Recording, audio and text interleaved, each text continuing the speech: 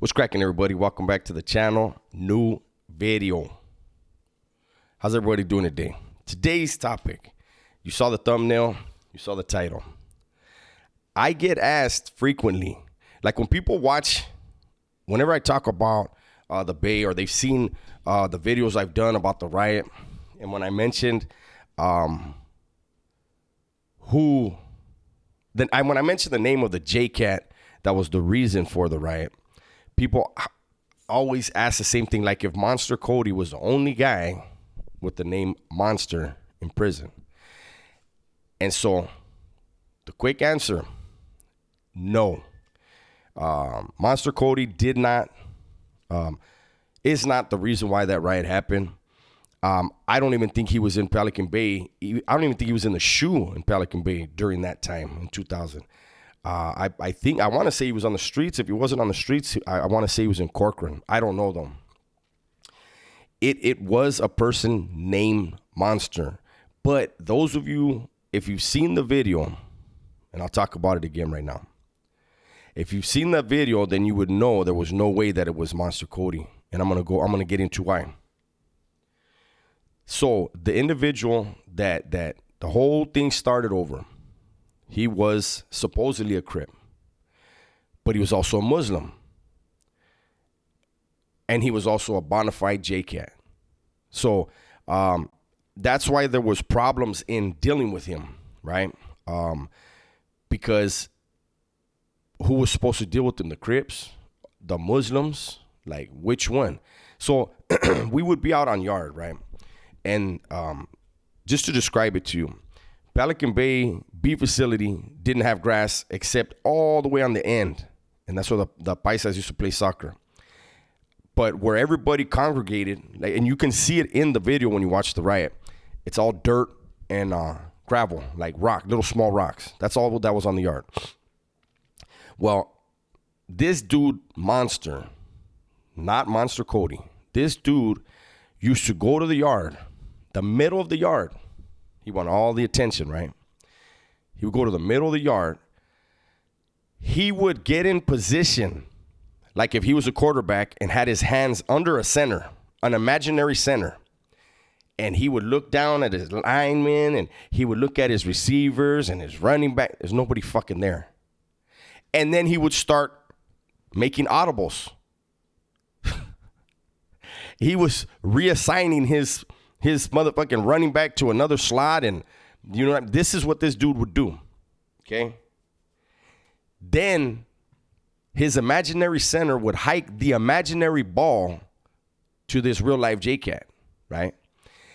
And his offensive line, apparently every play his offensive line was shit because he was almost sacked every time. As soon as the ball got hiked, he was scrambling.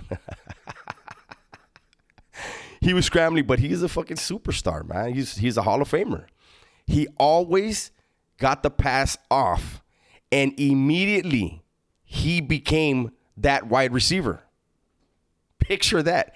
He would throw the imaginary ball in the air and then run a fucking route, but he always scored a touchdown.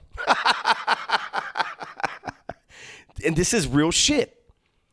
This is the person that side busted in a conversation in a shop.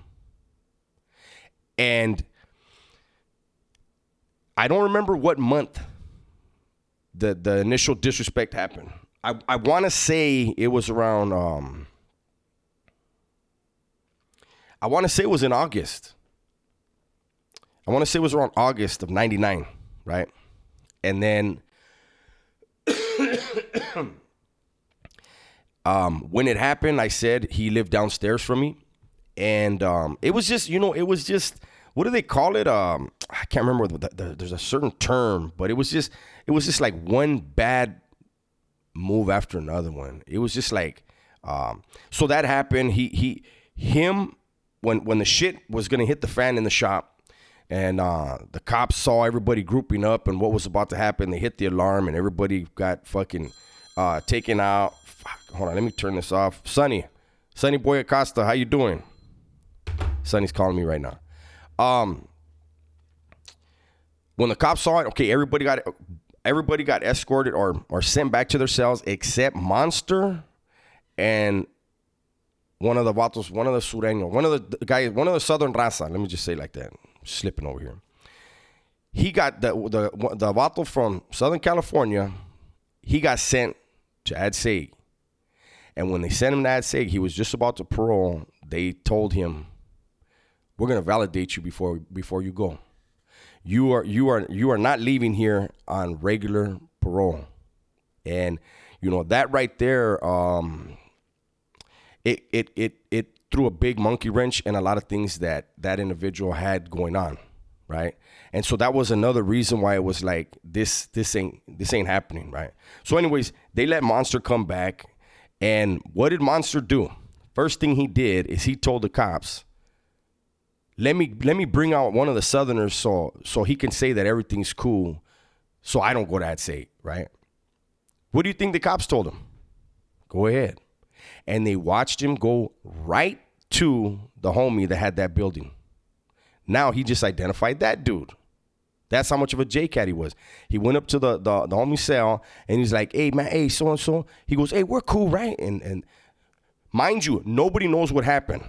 We just know Yard hasn't been released. So something happened, right? So he goes to the homie cell, and he's like, "Hey, we're cool, right?" And the homie's like, yeah, we're cool. We're cool. Why, what's up? What do you need? He says, "Hey, man, the cops want to send me to Ad Seg, man, because they say that the Southerners have a problem with me, man. Hey, will you do me a favor and come out and tell the cops that we're cool?" He's like, "Hey, let's get off my door." Nah, that's not gonna happen. Hey, we're good. I'm telling you, we're cool. But I don't go out there and talk to the cops and tell them who's cool and who's not. "Oh, man, come on, man." And he lived a couple cells down from him, directly underneath me, right? So, Monster walks into the rotunda, and the homie winds up, he shoots me a kite, and he's like, "Hey, I don't know what's going on, just, be ready. This vato fucking, this is what he did, so now the Huda's going to be on me, whoop." So what they did is they moved Monster to C-section. We lived in A-section. They moved him to C-section.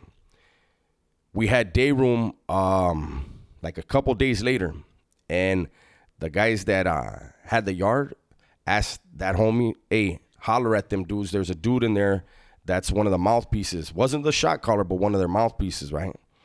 And said, "Hey, holler at him about this vato, get him dealt with, so we don't got to get our hands dirty and everything runs smooth on the yard." So we go out to day room, and the homie says, "Hey, I need you to come with me. I'm going to talk to these vatos." I said, "Let's roll." So we go over there and we talk to him, everything respectful. Hey, with all due respect, this is what happened, whoop, whoop. And they were like, "No problem. Well, let me talk to my homies tomorrow, and we'll take care of that, man. We don't need the yard to go for this, this and that dude's a J-Cat. Okay, cool.